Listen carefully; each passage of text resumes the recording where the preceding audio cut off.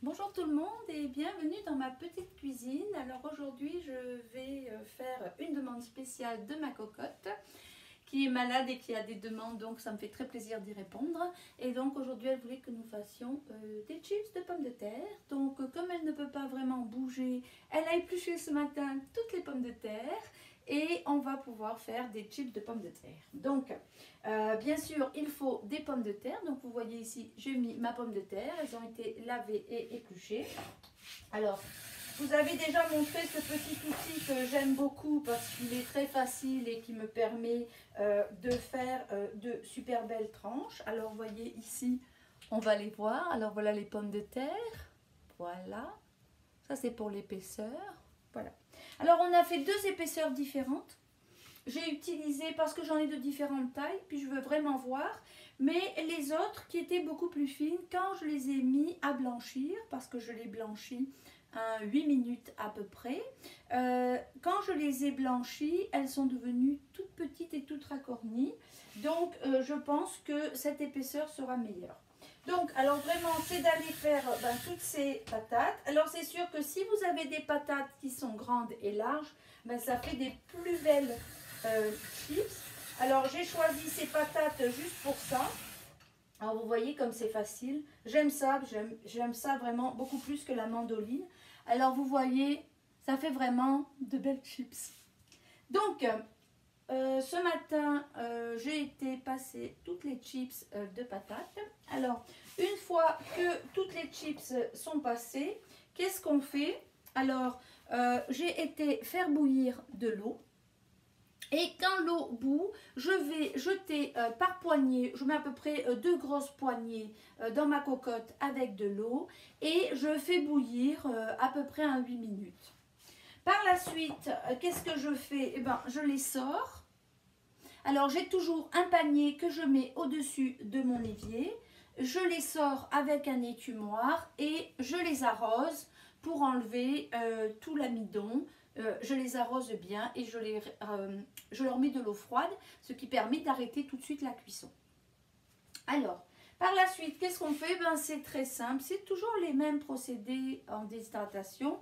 C'est beaucoup de temps, mais ça reste très simple à faire. Donc ici, j'ai un étage de mon déshydrateur avec un Paraflex. Alors, il y a des gens qui me disent, je n'ai pas de Paraflex. Vous pouvez utiliser du papier parchemin. Vous pouvez acheter des silicones. Si les silicones ne sont pas la bonne taille, vous pouvez les découper. Avant, j'avais un Esco qui était rond. Je m'étais acheté des silicones et je les avais découpés à la forme de mon déshydrateur. Donc, on va pousser ceci de là parce qu'il va nous déranger. Voilà. Je vais aller mettre mon plateau sur mon comptoir et je vais aller prendre mes chips qui, elles, sont passées déjà à la cuisson. Alors, vous le voyez, quand elles passent à la cuisson, c'est sûr qu'elles sont plus fragiles, même si c'est un blanchiment.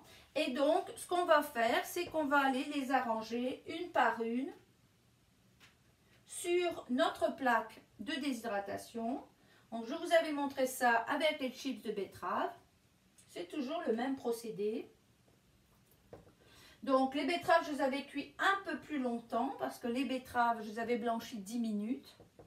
Vous le voyez, après, si elles se mettent trop en charpille, vous n'aurez plus de frites. D'ailleurs, là, les morceaux sont moins beaux, mais c'est parce que j'ai déjà fait les 10 étages. Non, il y a 9 étages. J'en ai déjà fait 7. Donc, j'ai pris les plus beaux morceaux. En fait, c'est ma fille qui les a montés parce que ça, c'est assis, elle peut le faire. Donc, tranquillement, ce matin, assise, elle va beaucoup mieux. Au début, elle n'arrivait même pas à parler. Maintenant, elle arrive à faire des petites tâches. Donc, voilà. Ce matin, elle avait le goût de m'aider et elle avait surtout le goût d'avoir des chips de pommes de terre. Donc, vous allez les arranger, comme toujours. Voilà. Alors après, je ne vais pas toutes les arranger, je vous montre juste, je vais commencer. Voilà, j'ai commencé mon plateau. Alors ici, ça a déjà été fait par ma cocotte ce matin. Alors voilà, vous voyez, toutes les chips ont été arrangées. Alors celles-ci, on les a fait sans cannelure parce que j'ai essayé plusieurs formats pour faire des tests. Et là, j'ai mis une petite sauce qui est une sauce piquante que j'ai mis sur les chips. J'ai déjà fait cette sauce piquante sur les chips et nous avons beaucoup aimé. Donc ce plateau est prêt. Alors je voulais faire différents parfums. Donc avec vous, je vais faire un autre parfum. Alors ici, j'ai mis du parmesan. Donc j'achète mon parmesan en gros morceaux. En général, je le laisse vieillir quand je l'achète. Je ne l'utilise pas de suite. Par la suite, je le râpe et je le mets dans un contenant à disposition. Donc ici, j'ai mis 2 cuillères à soupe de parmesan. Je vais aller mettre 1 cuillère à soupe d'huile d'olive.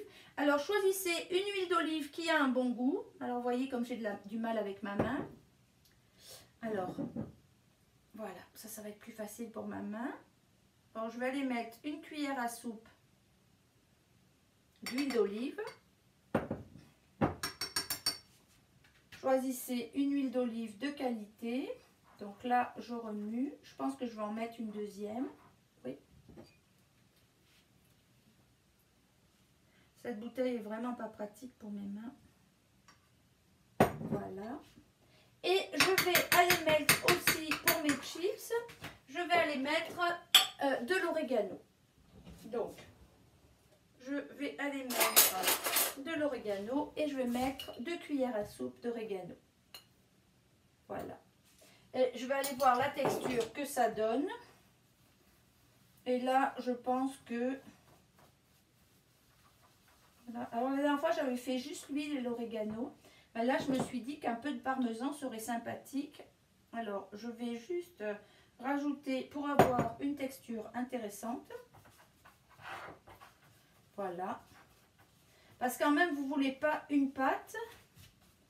Vous voulez quelque chose qui arrive à se passer sur vos chips. Voilà. On va encore en mettre un tout petit peu. Alors, s'il m'en reste, ben, je l'utiliserai dans une sauce, une vinaigrette ce soir. C'est pas bien grave. Voilà. Voilà. Alors là, je vais vous la montrer. C'est la consistance que je voulais. Voilà. Vous voyez, j'ai vraiment une petite sauce. Voilà. Et donc là, qu'est-ce que je vais faire? Donc, une fois que j'ai étalé, je vais aller recouvrir une par une toutes mes chips. Voilà.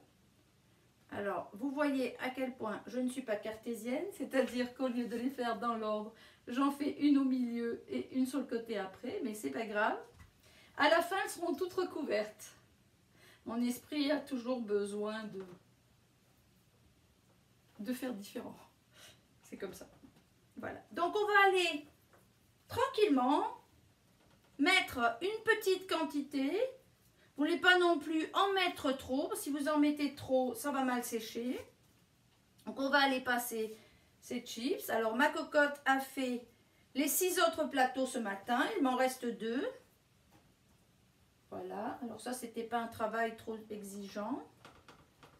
Elle a pris des petites pauses entre. C'est bien parce que ça m'a permis de faire autre chose. Pendant ce temps, j'ai fait 2 fromages de kéfir.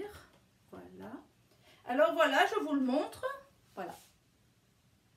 Donc là, je vais aller remplir les 2 plateaux qu'il me reste avec mes tranches de patates qui ont été découpées.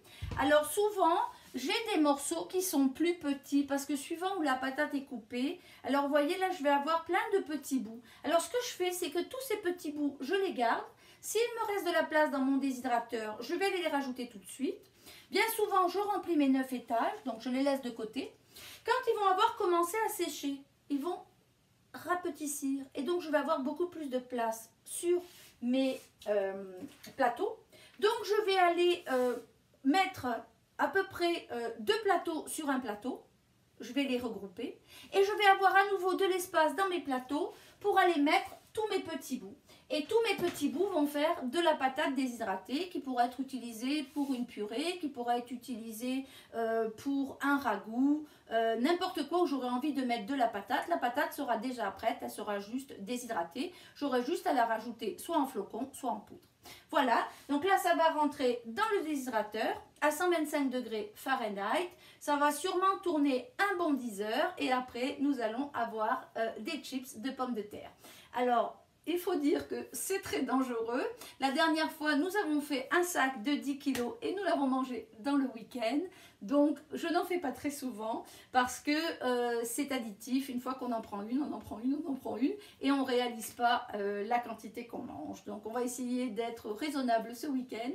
Et sur ce, je vous dis bonne fin de journée et à la prochaine fois. Au revoir.